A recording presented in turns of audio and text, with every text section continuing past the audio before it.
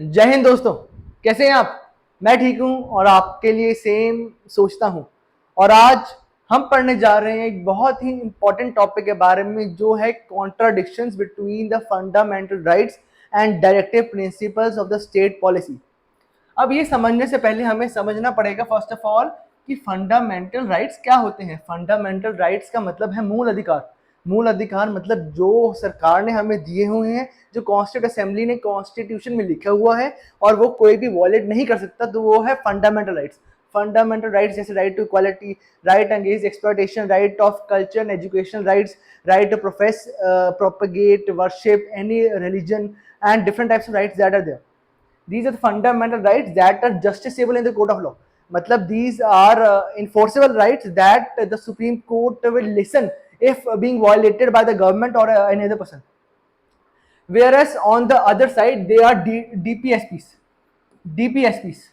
DPSPs means directive principles of the state policy. What do this mean? Directive principles of the state policy means that what should be means that what the government should do in the near future for the benefit, like implementing the uniform civil code or other DPSPs like equality, giving more reservations to SC, ST, and these are all the DPSPs that the government should do in the future. At present, they are not justiciable in court of law. मतलब अगर आपका right violate हुआ DPSP वाला, तो आप court में नहीं जा सकते कि हमें रिलीफ दो। तो डीपीएसपी कोर्ट में जस्टिसेबल नहीं है और फंडामेंटल राइट्स हैं। ये दोनों में बेसिक डिफरेंस है। और अब आपको बताऊंगा कि कॉन्स्टिट्यूशन में डीपीएसपी और फंडामेंटल राइट्स में कॉन्ट्रडिक्शन कैसे आती है। कॉन्ट्रडिक्शन मतलब इसका राइट इसको वायलेट कैसे करता है। देखिए, हमें पता है कि आर्टिकल 14 और 15 में हमें क्या अधिकार दिए हुए हैं। आर्टिकल 14 और 15 में हमें दिया हुआ है कि आपके पास राइट टू एजुकेशन है, और राइट टू एजुकेशन में government will maintain the equality, equality in education, equality in distribution of seats और एजुकेशन। मतलब सारी जो गवर्नमेंट है वो लोगों को एजुकेशन के तौर पर इक्वालिटी देगी। ठीक है, ये 14 और 15 आर्टिकल ये कहता है फंडामेंटल राइट्स के, ये फंडामेंटल राइट्स के आर्टिकल है जो इक्वालिटी प्रदान करेंगे व्यक्ति को। But on the other hand DPSP में क्या है, डीपीएसपी में आर्टिकल 46 है जो कहता है कि एससी को, एसटी को, ओबीसी को और अदर बैकवर्ड क्लासेस को स्पेशल रिजर्वेशन देनी चाहिए।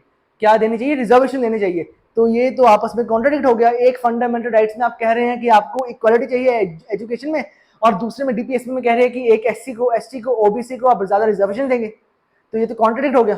तो this is the contradiction that arises. First contradiction. अब सेकंड कॉन्ट्रडिक्शन बहुत इंपॉर्टेंट कॉन्ट्रडिक्शन है, जो है रिलीजन को लेके। हमें पता है कि आर्टिकल 25, 26, 27, 28 ये किस बात में टॉक करते हैं? ये है फंडामेंटल राइट्स। और ये क्या टॉक करते हैं? फंडामेंटल राइट्स टॉक करते हैं कि आपके ये मूल अधिकार हैं और रिलीजन को, आपके धर्म को। 25, 26 आर्टिकल ये कहते हैं कि you are having the right to protect your religion. धर्म को आप प्रोटेक्ट कर सकते हैं, धर्म को अपना फैला सकते हैं, प्रोफेस कर सकते हैं, प्रोपेगेट कर सकते हैं, वर्शिप कर सकते हैं without the state any intervention. तो ये आपके फंडामेंटल राइट हो गया। पर दूसरे ये फंडामेंटल राइट हो गया कि आप अपने धर्म का प्रचार कर सकते हैं, मान सकते हैं, जो मर्जी धर्म मान सकते हैं आपकी मर्जी के अकॉर्डिंग। पर इसके स्ट्रॉन्ग कॉन्ट्रडिक्शन में डीपीएसपी आता है। डीपीएसपी का आर्टिकल एक डीपीएसपी समझाने से पहले आपको यहां तक पता लग गया कि वहां पे हमारे पास फंडामेंटल राइट है कि आप अपने रिलीजन को प्रोफेस कर सकते हैं, प्रोपेगेट कर सकते हैं, वर्शिप कर सकते हैं। यहां तक आपको पिक्चर क्लियर हुई? इसकी कॉन्ट्रडिक्शन में कैसे आता है आपको मैं बताता हूं। इसके कॉन्ट्रडिक्शन में एक हमारे पास है मुस्लिम पर्सनल लॉ। पर्सनल लॉ मतलब उनका सिविल सोसाइटी का मैटर है, सिविल कोड का मैटर है। तो पर्सनल लॉ, पर्सनल लॉ में क्या लिखा है कि one man can have 4 wifes, 4 शादियां कर सकता है एक पुरुष। तो ये तो वुमेन के, मुस्लिम वुमेन के साथ एक्सप्लॉयटेशन होगी उनके राइट्स की। मतलब यहाँ पे जो मैन है वो मैन क्या कर रहा है, वो अपने फंडामेंटल राइट की ही यूज कर रहा है। उसके पास राइट है कि अपने रिलीजियस मैटर को मेंटेन करे, और रिलीजियस मैटर में मुस्लिम पर्सनल लॉ है। मुस्लिम पर्सनल लॉ कहता है कि आप 4 वाइफ्स रख सकते हैं। ठीक है, तो ये आपके पास लॉ आ गया। अब इसके कॉन्ट्रडिक्शन में डीपीएसपी क्या है, कैसे आता है? डीपीएसपी कहता है कि इक्वालिटी, सॉरी फंडामेंटल राइट्स कहता है कि रिलीजियस इक्वालिटी होनी चाहिए, पर यहाँ पे वुमेन के साथ एक्सप्लॉयटेशन होगी, क्योंकि उसके पास जो अलग हिंदू वुमेन है, क्रिश्चियन वुमेन है उसके जैसे अधिकार नहीं है, उसके मतलब मुस्लिम वुमेन के पास अधिकार, ये एक्सप्लॉयटेशन हो रहा है उनके साथ कि उनको 4 मैरिजेस करनी पड़ेगी मैन के साथ अगर वो कहें, क्योंकि उनका मुस्लिम पर्सनल लॉ है जो फंडामेंटल राइट है। पर ये तो उनके साथ एक्सप्लॉयटेशन होगी। एक्सप्लॉयटेशन क्या होगी कि सेम राइट हिंदू वुमेन के साथ नहीं है, क्रिश्चियन वुमेन के साथ नहीं है। तो ये ही फंडामेंटल राइट्स और डीपीएसपी में से कॉन्ट्रडिक्शन आ रही है, बहुत इंपॉर्टेंट कॉन्ट्रडिक्शन। और एक कॉन्ट्रडिक्शन और आती है जो प्रॉपर्टी है, प्रॉपर्टी राइट टू प्रॉपर्टी।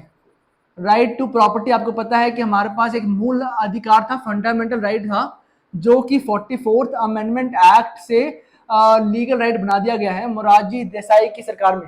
ठीक है, अब जो राइट टू प्रॉपर्टी है, राइट टू प्रॉपर्टी के कौन से आर्टिकल आते हैं? फंडामेंटल राइट था पहले 19(1)(f) और 31 जो कहते हैं कि आपके पास राइट है प्रॉपर्टी होल्ड करने के लिए। और 31 आर्टिकल क्या कहता है कि अगर आपका जो जगह है वो सरकार लेगी तो उसको कंपनसेट करना पड़ेगा, पैसे देने पड़ेंगे आपको जगह लेने के लिए, और वो भी सिर्फ पर्सनल यूज के लिए नहीं हो सकता, पब्लिक यूज के लिए। अगर वहां वो जगह से कोई रेलवे ट्रैक पास करना है या एयरपोर्ट बनाना है तब आपको सरकार आपको कंपनसेशन देगी आपकी जगह को लेने के लिए।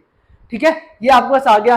पर साथ में ही हमारे पास एक आर्टिकल जो डीपीएसपी है 39 B and C, 39 B and C क्या कहता है कि राज्य सरकार ऐसी पॉलिसी लगाए, ऐसी पॉलिसी मेंटेन करे जिससे जो प्रॉपर्टी है, जो वेल्थ है, वो इक्वली डिस्ट्रीब्यूट हो। तो ये तो कॉन्ट्रडिक्शन आ गई। एक पास से आप एक पार्ट में आप फंडामेंटल राइट में कह रहे हैं कि आपके पास राइट है अपनी लैंड को पकड़ने का, कन्फेस करने का, उसको सेल करने का, किसी को गिफ्ट करने का, और कंपनसेशन मिलेगी अगर सरकार ले। पर दूसरे साइड डीपीएसपी में आप जो 39 आर्टिकल बी एंड सी है वहां पे आप कह रहे हैं कि सरकार को ऐसे करना चाहिए कि वो इक्वालिटी मेंटेन रखे, मनी के तौर पर रीडिस्ट्रीब्यूट करे, सीलिंग लगाए। सीलिंग मतलब थ्रेशोल्ड फिक्स करे कि आप कितनी लैंड को पकड़ सकते हैं।